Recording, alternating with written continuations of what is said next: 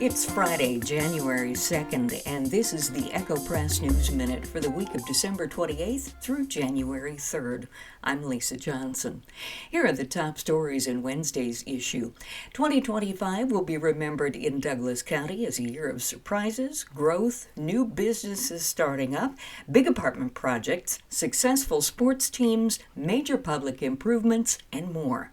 It was also a year of peaceful protests, school referendums, unusual criminal cases, activity at the Viking Plaza Mall, fires and crashes, and progress on a long-awaited splash pad. The Echo Press editorial team took a look back at 2025 and came up with 5 top stories: development, crime, apartment projects, including a new hotel, elections, and the Alexandria splash pad. We have details of each of the 5 stories and a look at our top 10 most read online stories. The Alexandria Police Department may soon have a canine unit, including a 4-year-old black lab named Izzy. The Alexandria City Council voted 3-1 to authorize Police Chief Scott Kent to start the program. The dog would live with the handler, working as a team. The initial cost of the dog and the handler would be about $5,000, and the cost will be between $10,000 and $12,000 per year. The money will come out of the police department's capital improvement fund. Kent told the council it was an opportunity well worth the expense. 4 Alexandria police officers have told Kent that they're interested in being Izzy's handler. Other stories from the City Council meeting include 3 TIF districts going back on city tax rolls, city officials appointed to city boards, committees, and commissions, donations for the fire department and the RCC expansion, Flavor Shack and Xanner's Coffee Cart receiving licenses, and more. In life, it's true many people feel blue over the holidays, but despite persistent myths to the contrary, sad doesn't mean suicidal. NAMI, Minnesota, the state chapter of the National Alliance on Mental Illness, wants people to know that, in fact, December typically has the year's lowest average daily suicide rate. But more than that, mental health professionals want journalists to get it right and stop reporting misinformation. Why does it matter? Turns out it matters a lot. Journalism, mental health, public health, and suicide prevention groups, along with the Annenberg Public Policy Center, develop national recommendations for reporting on suicide. The recommendations advise journalists not to promote information that can increase contagion, like reports of epidemics or seasonal increases, especially when the claim has no basis in fact. You can read our story for more information. In sports, the theme in the early part of the season for the boys basketball team is consistency.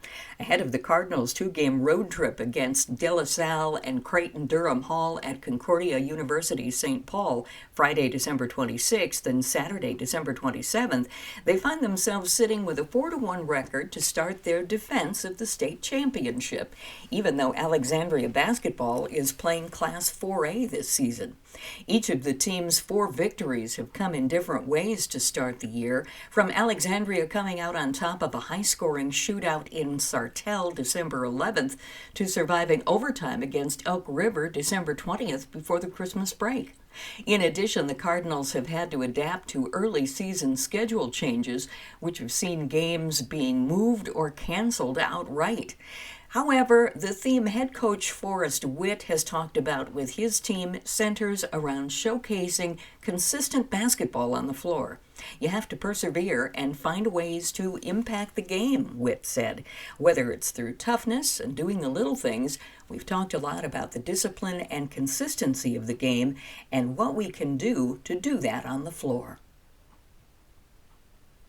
It's time to pick up your copy of the Echo Press today for great local news coverage. Members, remember to activate your online membership for the expanded daily e-edition.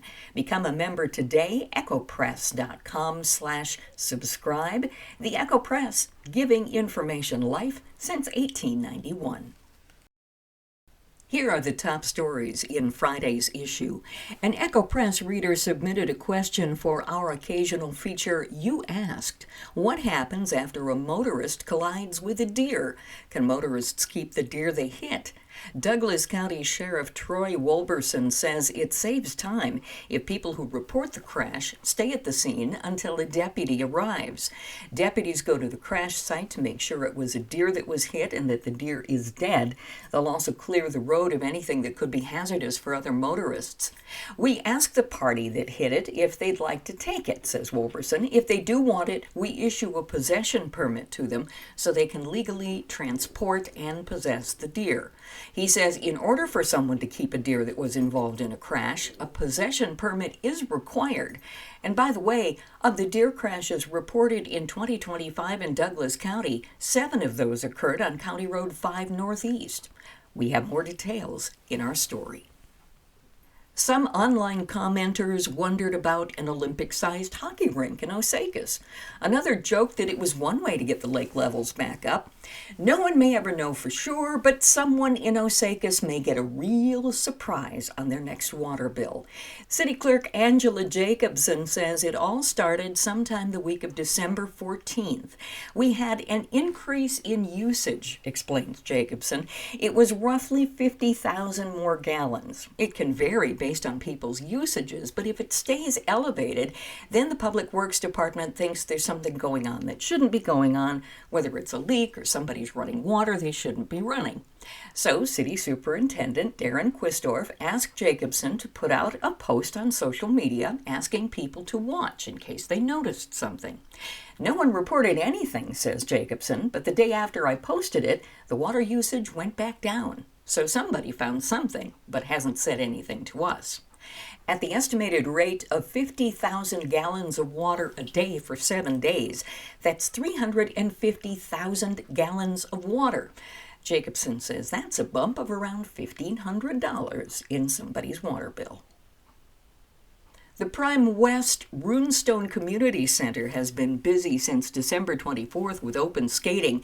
The remaining date of open skating for the month is January 2nd from 8 to 11 a.m.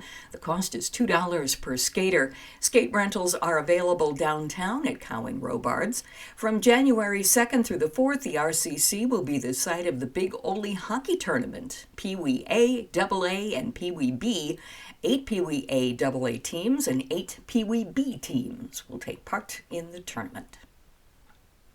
The Osakis School Board isn't wasting any time getting down to business in 2025.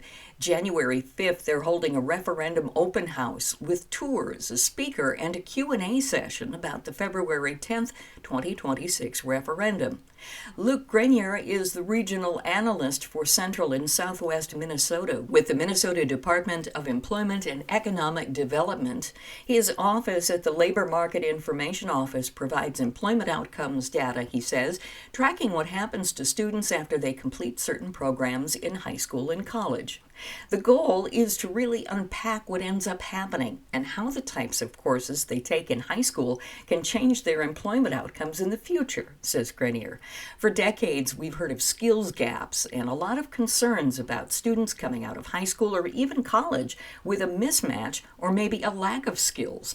So for us, having the data to see what happens to students that take current tech ed courses is our way to help explain to the schools what the value is. See more details of this story in print or online.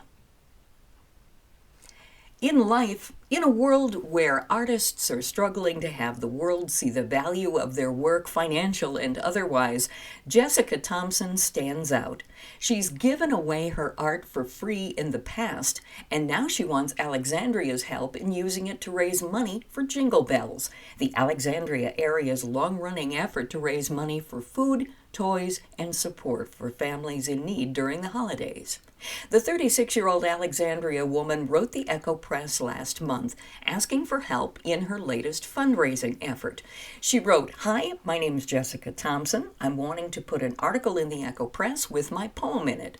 The reason why is that from January of 2026 to the end of November, I'll be selling my poem for $10 each. But I'm not going to be keeping the proceeds for myself. In fact, I wouldn't be keeping any of the proceeds made. Instead, all the money raised between January and the end of November, minus only one day, would be going to Jingle Bells. The proceeds from the one day I'm putting aside, which will be my birthday, I'll also not be keeping. Instead, the proceeds I make that day is going to Wilderness Inquiry. Read more details of this story in print or online.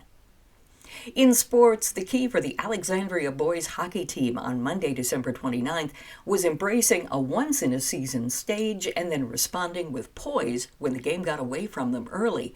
For Alexandria's Brody Berg, the puck off his stick had a penchant for finding the back of the net. Berg recorded a hat trick skating outdoors against West Fargo's Cheyenne as part of Fargo's Winter Classic. The Cardinals braved cold temperatures on the outdoor ice rink, made memories while competing throughout the full 51 minutes, and battled back for a 6-4 win in varsity competition.